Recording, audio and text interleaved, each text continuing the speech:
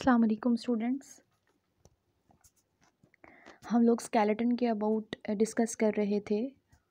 तो पहले दो स्केलेटन हम लोग डिस्क्राइब कर चुके, जिसमें हाइड्रोस्टैटिक स्केलेटन आता है एंड सेकंड स्केलेटन की टाइप जो हमने एक्सोस्केलेटन के तौर पे पढ़ी वो कंप्लीट हो चुका हमारा। और आज जो टॉपिक है हमारा दैट इज़ एंडोस्केलेटन। एंडोस्केलेटन क्या होता है? Endo means inside and skeleton means framework, मतलब एक ऐसा फ्रेमवर्क जो कि बॉडी के अंदर प्रेजेंट होता है, जो अंडरनीथ द स्किन प्रेजेंट होता है, that is called as endoskeleton. उसको हम एंडोस्केलेटन कहते हैं।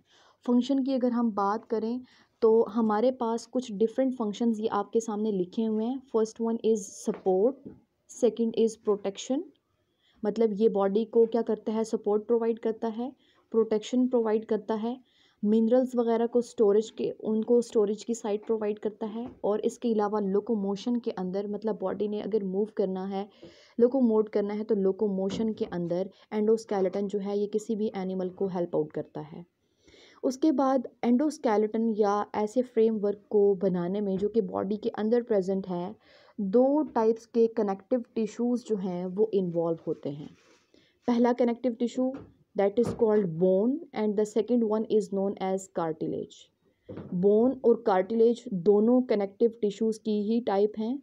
अगर हम बोन की बात करें तो ये मोस्ट रिजिड फॉर्म है कनेक्टिव टिश्यूज़ की।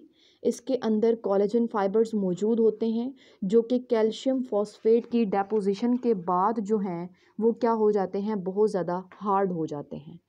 उसके बाद टाइप्स की अगर हम बात करते हैं तो बोन्स की हमारे पास दो डिफरेंट टाइप्स हैं। एक को हम कॉम्पैक्ट बोन कहते हैं और दूसरे को स्पंजी बोन कहा जाता है।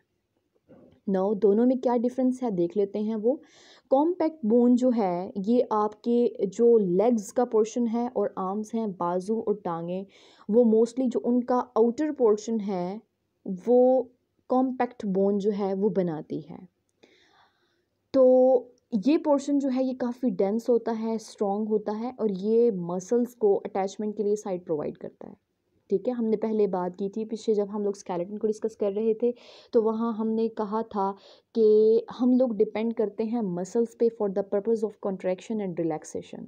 ठीक, और जो मसल्स होते हैं उनको भी तो सपोर्ट चाहिए होती है, उनको भी किसी चीज़ का सहारा चाहिए होता है मूव करवाने के लिए। तो उनको वो बेसिकली वो सहारा, वो सपोर्ट उनको कौन प्रोवाइड करता है?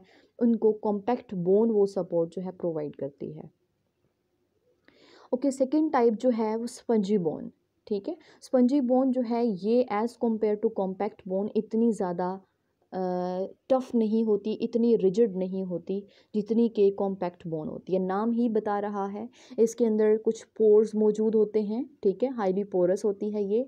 और अगर हम इसको रीड आउट करें तो ये इनर होती है कॉम्पैक्ट बोन से, लाइटर इन वेट होती है। और एक इंटरेस्टिंग चीज़ कि इसके अंदर ब्लड वेसल्स बहुत ज़्यादा मौजूद होती हैं। ठीक है, और ब्लड वेसल्स मौजूद हैं, दैट मीन्स इसके अंदर जो ब्लड सेल्स होंगे वो भी मौजूद होंगे। ठीक है, ब्लड सेल्स मौजूद होंगे। अल्टीमेटली ब्लड सेल्स क्या करेंगे, टिश्यूज़ को जितनी भी ऑक्सीजन रिक्वायर होगी वो उन्हीं ब्लड सेल्स जो हैं वो ही एब्जॉर्ब करेंगे और अल्टीमेटली टिश्यूज़ तक पहुंचा देंगे। ठीक है, तो स्पंजी बोन ही वो एरिया है जहाँ पे बोन मैरो जो है वो भी मौजूद होता है।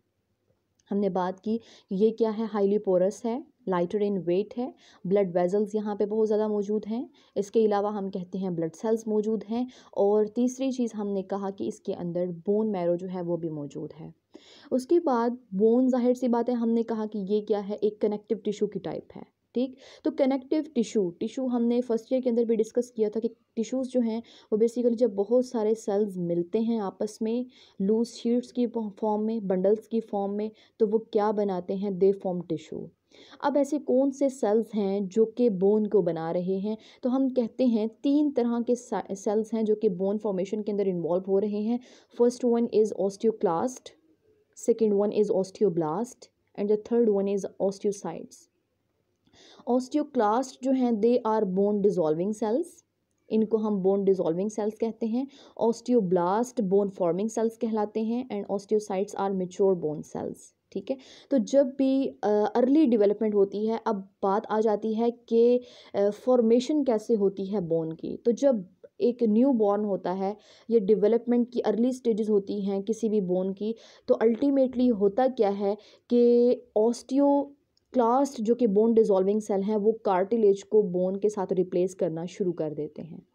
उसके बाद ऑस्टियोब्लास्ट का फंक्शन शुरू हो जाता है, जैसे कार्टिलेज रिप्लेस होती है बोन के साथ, अल्टीमेटली ऑस्टियोब्लास्ट का फंक्शन शुरू होता है और वो क्या करते हैं, वहाँ पे बोन के सेल्स जो हैं वो बनाने शुरू कर देते हैं। जैसे ही वो ऑस्टियोब्लास्ट उसके अंदर इन्वॉल्व होते हैं, बोन आहिस्ता आहिस्ता बननी शुरू हो जाती है, हड्डी बननी शुरू हो जाती है। तो उसके बाद जैसे ही हड्डी कंप्लीटली बोन फॉर्म हो जाती है, उसके बाद जो उसके अंदर सेल्स मौजूद होते हैं जिनको हम मेच्योर बोन सेल्स कहते हैं, they are called as osteocytes. तो इस तरह से एक बोन जो है वो किसी भी एनिमल की बॉडी के अंदर बनती है। यहाँ पे आपको डायग्राम के अंदर ये पोर्शन नज़र भी आ रहा है, दिस वन एरिया, ये आपको शो की गई है एक बोन। यहाँ पे आपको ये जो वाइट कलर की बेस के साथ ब्लैक बाउंड्री और वाइट बेस के साथ ये जो बोन शो की गई है, दैट इज़ हार्ड बोन, जिसको हम कॉम्पैक्ट बोन भी कहते हैं क्योंकि ये काफ़ी हार्ड होती है, रिजिड होती है, टफ होती है। जबकि ये जो ब्लूइश पोर्शन आपको शो किया गया है, जो कि पोरस आपको दिखाया गया है, बाउंड्रीज पे जो पोर्शन मौजूद है, दैट इज स्पंजी बोन। ठीक है, इसके अंदर ब्लड वेजल्स मौजूद होंगी, इसके अंदर ब्लड सेल्स मौजूद होंगे और इसके अंदर बोन मैरो जो होगा वो भी मौजूद होगा। उसके बाद नेक्स्ट टाइप आती है हमारे पास कार्टिलेज की, कि कार्टिलेज क्या होता है। कार्टिलेज जो है एज कम्पेयर टू बोन, ये भी कनेक्टिव टिश्यू की एक टाइप है, लेकिन ये इलास्टिक होता है। ये इलास्टिक होता है, इसके अंदर इलास्टिसिटी होती है, ये इतना हार्ड नहीं होता जितनी के बोन हार्ड होती है। और ये मोस्टली जो बोन्स के एंड्स होते हैं उनको कवर करता है, क्योंकि अगर ये कार्टिलेज मौजूद वहाँ पे ना हो तो अल्टीमेटली क्या होगा, दो बोन्स आपस में रगड़ खाएंगी और जैसे ही वो रगड़ खाएंगी अल्टीमेटली ये बहुत ज़्यादा क्या होगा, पेनफुल होगा। तो ये क्या करता है, फ्रिक्शन से बचाता है, फ्रिक्शन के अंदर रिटार्डेशन कॉज करता है। उसके बाद जिस तरह हमने बात की कि बोन्स भी एक कनेक्टिव टिश्यू की टाइप है और टिश्यूज़ की फॉर्मेशन में जो सेल्स इन्वॉल्व होते हैं, 3 तरह के बोन के अंदर सेल्स बताए, बिल्कुल वैसे ही कार्टिलेज भी कनेक्टिव टिश्यू की एक टाइप है और ये एक सेल है जिससे ये मिल के बनती है, उसको हम कॉन्ड्रोसाइट्स कहते हैं। ये कॉन्ड्रोसाइट्स जो हैं ये नॉन बेसिकली क्या करते हैं, अपनी सराउंडिंग में फॉर एग्जांपल अगर यहाँ पे आप लोग देखें तो यहाँ पे आप क्या कहते हैं कि ये अगर राउंड शेप में आपको दिखाया गया है कि ये कॉन्ड्रोसाइट है, तो अपने सराउंडिंग में कुछ मैट्रिक्स को अपने सराउंडिंग मैट्रिक्स के अंदर ये क्या करते हैं, ये रिलीज़ करते हैं कोलेजन को। ये कोलेजन क्या करता है, ये कोलेजन कॉन्ड्रोसाइट्स को भी क्या करता है, उसको प्रोटेक्ट करता है और उसको ये कह लें कि हार्डनेस उसको देता है, उसका स्ट्रक्चर जो है वो रिजिड करता है और अल्टीमेटली ये फिर फर्दर बोन्स को सपोर्ट करती हैं। और इनके अंदर एक इंटरेस्टिंग चीज़ कि जिस तरह बोन के अंदर बात की कि ब्लड सेल्स हैं, ब्लड वेजल्स मौजूद हैं और बोन मैरो मौजूद है, इसके अंदर ये तीनों चीज़ें जो हैं वो मौजूद नहीं होती। उसके बाद टाइप्स की तरफ चलें अगर कार्टिलेज की, तो 2 टाइप्स नज़र आती हैं, एक हाइलेंड कार्टिलेज है और एक इलास्टिन या फिब्रो कार्टिलेज इसको कहते हैं हम। हाइलेंड कार्टिलेज जो है ये मोस्ट अबंडेंट है और जितनी भी लॉन्ग बोन्स हैं बॉडी के अंदर वहाँ पे मौजूद होता है हाइलेंड कार्टिलेज। और कहाँ पे अगर इसकी लोकेशन की बात करें हम, तो ये मूवेबल जॉइंट्स जो हैं जिनके अंदर साइनोवियल जॉइंट्स आते हैं, जॉइंट्स का प्रॉपर अलग से टॉपिक है, उसको भी हम इंशाल्लाह पढ़ेंगे। नोज़ के अंदर, ट्रेकिया के अंदर, लैरिंक्स के अंदर ये मौजूद होती है हाइलेंड कार्टिलेज।